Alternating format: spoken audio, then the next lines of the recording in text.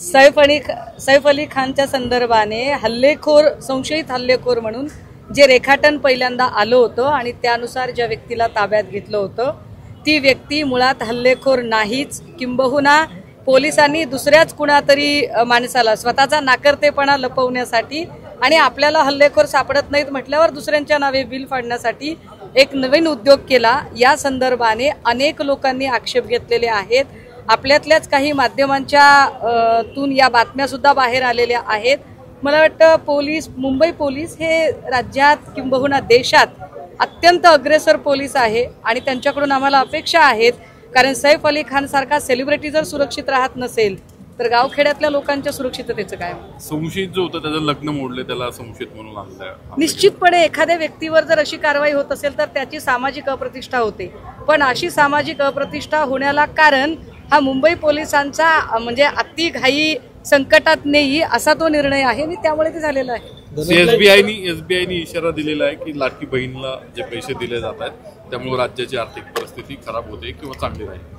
कॅगने या संदर्भात आपला अहवाल दिलाय आणि स्वतः कॅग असं म्हणत आहे की 2030 पर्यंत जर ही योजना अशीच चालू राहिली तर 2030 पर्यंत 2.75 लाख कोटी एवढं कर्ज राज्य सरकारवर झालेलं असेल आणि त्याला जबाबदार निव्वळ स्वतःची खुर्ची शाबूत ठेवण्यासाठी निष्कारण लोकप्रिय धोरणांचा अवलंब करणारं हे सरकार असेल।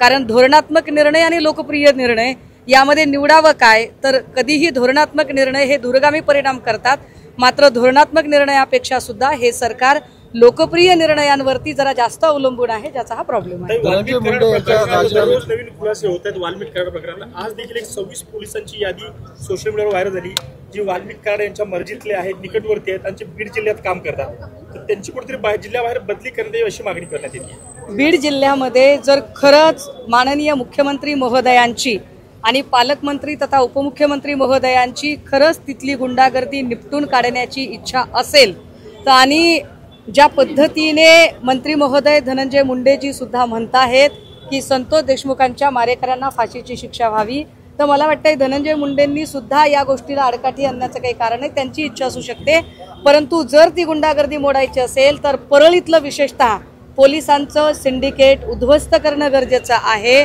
परळीमध्ये जे पोलीस ऑफिसर्स आहेत, उदाहरणार्थ भास्कर केंद्रे असेल, हेमंत कदम असेल किंवा तिथे असणारे LCBचे लोक असतील किंवा त्या तिथे काम करणारे, कारण हेमंत कदम नावाचा जो पोलीस अधिकारी होता हे फार विशेष आहे की दलित नेते मुक्ताराम गवळी याला मारहाण झाली तेव्हा हेमंत कदमच PI होते। महिला पत्रकार सुकेशनी नाईकवाडेला मारहाण झाली तेव्हाही PI हेमंत कदम होते। अनेक लोकांवरती खोटे गुन्हे टाकले तेव्हाही PI हेमंत कदम होते। विशेष गोष्ट बाबू आंधळे बबन गीते प्रकरण झालं तेव्हा सुद्धा काही काळासाठी बदलून गेलेले आणि पुन्हा आलेले PI हेमंत कदमच होते। जर खरंच न्याय पाहिजे असेल तर परळीतलं पोलिसांचं सिंडिकेट पहिल्यांदा उद्ध्वस्त करणं गरजेचं आहे। धनंजय मुंडे यांच्या राजीनाम्याच्या मागणीसाठी आता अंजली दमानींनी अजित पवारांची वेळ मागितलेली आहे, हे सगळे पुरावे सुद्धा मी अजित पवारांना सादर करणार असं नाही। मला वारंवार असं वाटतं बरं का, अंजली दमानिया किंवा सुरेश धस ही सगळी माणसं काम करतायत, अभिनंदन या लोकांचं, पण जेव्हा आपण सभांमधून सांगतो ना आकाचा आका माझ्याकडे पुरावे आहेत किंवा तुम्ही वेगवेगळे फिल्मी संदर्भ देता, त्यावेळेला हे सगळे जे पुरावे आहेत ते पुरावे जोपर्यंत तुम्ही त्याचं ॲफिडेव्हिशन देत नाही तोपर्यंत त्या बोलण्याला अर्थ उरत नाही।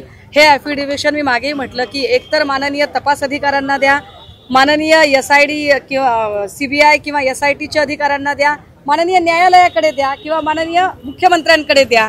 आता जर दोघांचं असं म्हणणं असेल की आम्ही ऑलरेडी ॲफिडेव्हिशन दिलेलं आहे तर पुढचा प्रश्न निर्माण होतो की पुरावे जर तुम्ही शपथपत्र करून दिलेत आणि तरीही त्याच्यावर कारवाई होत नाही, याचा अर्थ मुख्यमंत्र्यांना वाल्मिक कराडला वाचवायचं आहे का?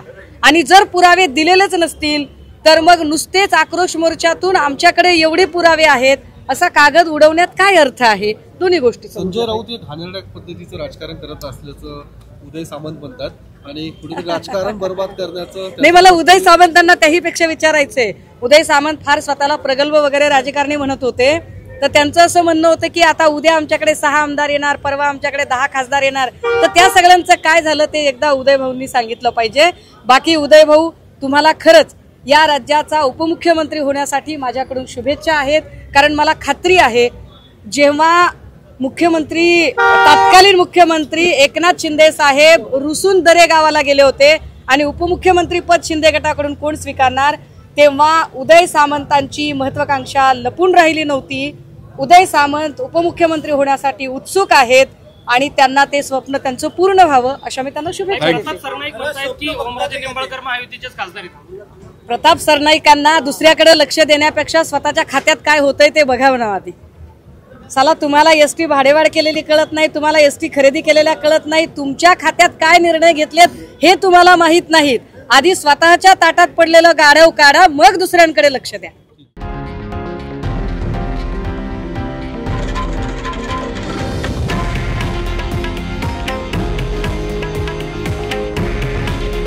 हे आहे देशातील नंबर 1 न्यूज नेटवर्क आणि आपण पाहत आहात TV9 मराठी. काळजी तुमची, हित महाराष्ट्राचं.